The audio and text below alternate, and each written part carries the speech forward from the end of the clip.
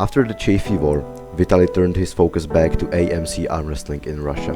Earlier in the season, he had come up short against Dmitry Silaev and others, losses that showed he wasn't untouchable, and for a competitor like Laletin, that didn't sit well, and he was about to take revenge. AMC 4, April 2nd, 2023.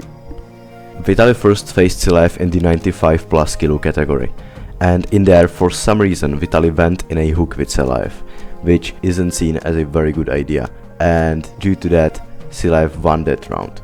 But after that they met in the finals in the absolute category, and there Vitaly switched up his techniques and went outside and immediately cracked Silaev's wrist. Silaev then tried driving sideways with his shoulder behind, trying to get the best possible connection, but Vitaly stayed high with his arm, kept climbing up with his hand, completely ruining Silaev's connection. Silaev tries surging to the side, but it's very awkward for him, and he really starts to get ripped open by Vitaly. Silaev is in a very bad position. Vitaly keeps rising more and more, also slowly getting closer to the pin pad. Silaev tries surging even from the B side. In the process he elbow fouls, and on the restart Vitaly used the same technique. He climbed up very well on Silaev's hand and then drove sideways and got the pin.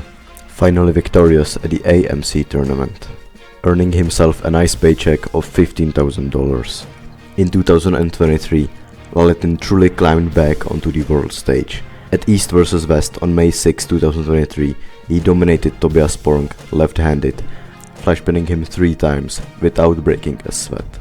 Then on July 2nd at AMC 5, he avenged his prior losses to Zaurpay Zulaev, a rivalry in which we have seen Vitaly fall before.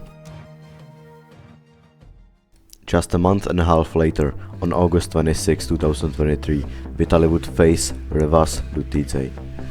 At first it seemed like Revaz had the upper hand, taking Vitaly's wrist, but Vitaly's pronator never fully buckled.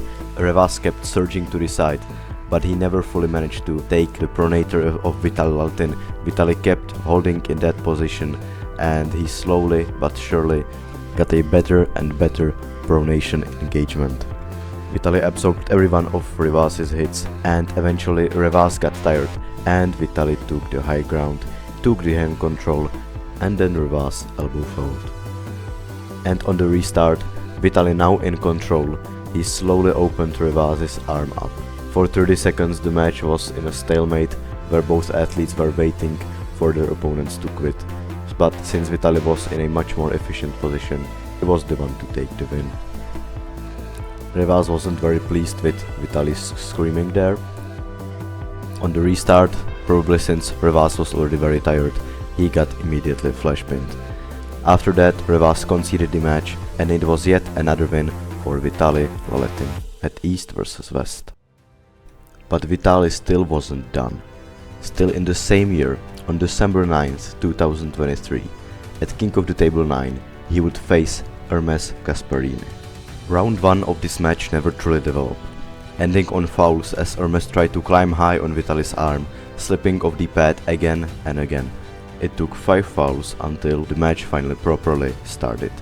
Vitaly first hit hard to the side, only to be stopped cold. Ermes, with his very strong back pressure, clawed back control, forced Vitaly into defense, and after a grinding battle where Ermes continuously surged, he pressed him down and got the victory. In round 3, Vitaly responded with a lightning surge sideways. It was a flash pin, and it showed that Vitaly could be very explosive. But in round 4, the story reversed again. Vitaly attacked, Ermes absorbed the hit, held Vitaly, and then countered, slowly opening Laletin's arm up, putting him on his bicep and pinning him.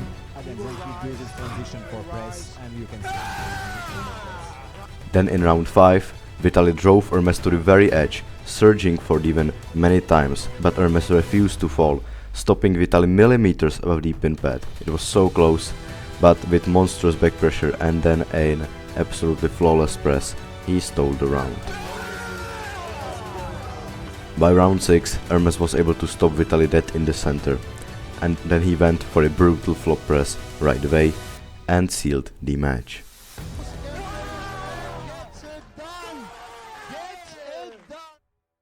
It was a close battle that Vitaly lost.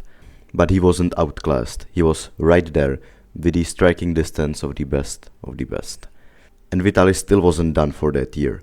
Later that month, at AMC 6, Vitaly delivered on his expectations. In a dramatic final, he pinned Ferit Osmanli out of the straps, who first beat him.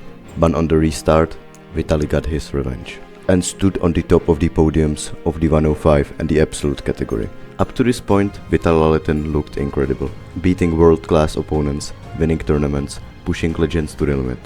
But here's the thing, as great as he was, his performances certainly weren't enough to challenge Levan. Strong, yes, elite, yes, but not close to the Georgian Hulk. But there's one important detail I've been holding back this whole time.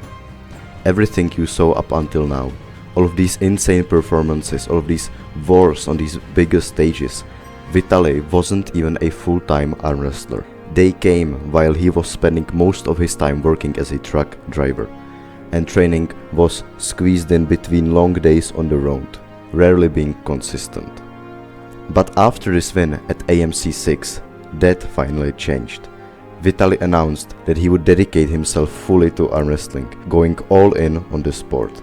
And for the first time in his career, the 6'8" Siberian giant wasn't splitting his focus, and he was about to show the world what he's capable of.